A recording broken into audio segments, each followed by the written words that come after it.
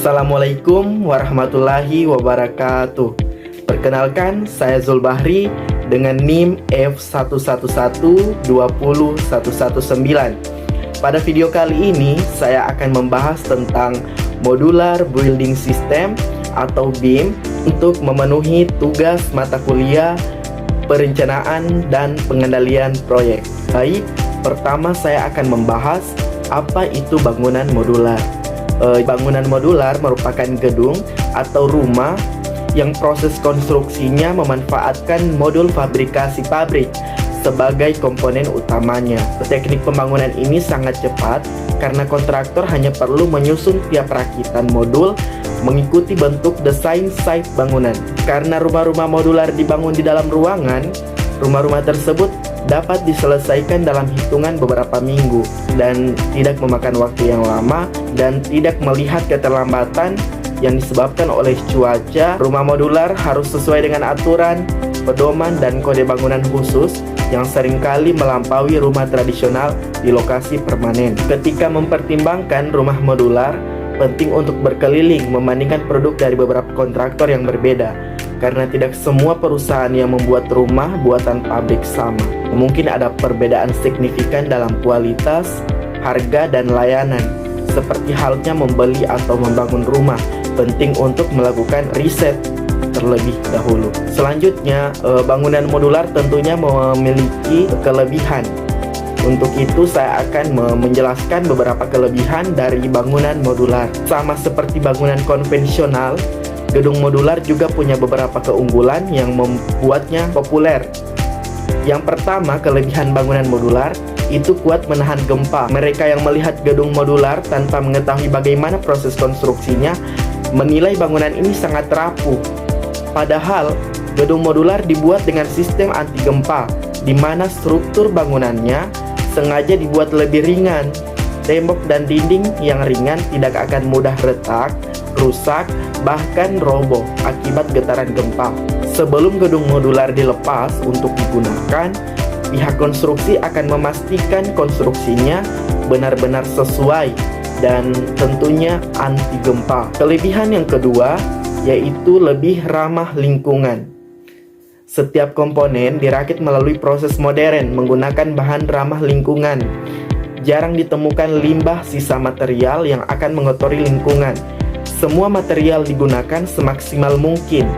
Gedung atau rumah modular juga ditanamkan teknologi canggih yang meminimalisir penggunaan AC, tetapi ruangan tetap sejuk dalam waktu yang lama meski AC sudah tidak dinyalakan. Kelebihan yang ketiga, harga konstruksi lebih terjangkau. Jadi kelebihan lain bangunan modular instan adalah harga konstruksinya lebih terjangkau dibanding bangunan konvensional. Material yang digunakan pembangunan rumah modular tidak begitu banyak, berbeda dengan rumah konvensional. Sebagaimana materialnya, pemanfaatan jasa konstruksi juga bisa dipangkas dan disesuaikan dengan kebutuhan. Kita tidak perlu lagi untuk mempekerjakan banyak orang untuk menyelesaikan satu unit rumah modular ini. Kelebihan yang selanjutnya yaitu bangunan mudah dan cepat dikonstruksi. Salah satu alasan konstruksi modular banyak disukai karena proses pembangunannya yang sangat cepat. Contohnya pembuatan rumah sakit modular yang sudah semestinya selesai lebih cepat agar bisa lekas difungsionalkan. Bila membangun rumah sakit konvensional, waktu pembangunan bisa sangat lama, bahkan terbengkalai bila di tengah jalan modalnya kurang. Baik, saya telah menjelaskan beberapa kelebihan dari bangunan modular. Selanjutnya, setelah ada kelebihan tentunya akan ada kekurangan. Baik, saya akan menjelaskan beberapa kekurangan dari bangunan modular. Yang pertama, kekurangan yang pertama itu nilai jual kembali relatif rendah. Jadi alasan utama sulit menjual bangunan dengan harga mahal karena material pembangunannya bukan baja atau beton. Jadi sebelum membangun rumah modular atau prefab, rencanakan segalanya, termasuk bagaimana pemanfaatan rumah setelah tidak digunakan. Jadi cari tahu informasi harga jual rumah atau gedung prefab di pasaran. Kekurangan yang selanjutnya yaitu proses pengiriman terbatas. Jadi beda dengan pembangunan rumah konvensional yang tiap materialnya bisa diangkut dengan mudah menuju lokasi pembangunan. Kalau membangun dengan gedung modular, mengharuskan pabrik pembuatan modul untuk mengirimkan kerangka modular. Jadi proses ini memerlukan akses jalan yang sangat besar. Mengingat elemen konstruksi yang diangkut ukurannya cukup besar, sayangnya tidak banyak jasa pengangkutan di Indonesia yang menerima pengangkutan modul konstruksi gedung atau rumah prefab. Setelah mengetahui rentetan kelebihan dan kekurangan mengenai gedung modular, menurut Anda bermanfaatkah membuat bangunan modular? Ya, terlepas dari segala kekurangannya, pembuatan gedung prefab tetap mendapatkan apresiasi, terutama oleh perusahaan swasta untuk pembangunan rumah dan kantor modular. Selanjutnya, tentunya di Indonesia sendiri sudah ada beberapa daerah yang menerapkan bangunan modular. Jadi, inovasi rumah sistem modular precast mulai diuji coba itu di Bogor. Jadi Perumnas tahun ini akan memulai proyek rintisan pembangunan rumah dengan sistem fabrikasi beton pracetak di Parung Panjang, Bogor, sebagai upaya untuk menghasilkan rumah dengan cepat, murah, dan kualitas yang baik. Kebutuhan akan hunian yang sangat tinggi di kalangan masyarakat berpenghasilan rendah saat ini menuntut inovasi pengembang untuk secepat mungkin menyediakan hunian yang murah.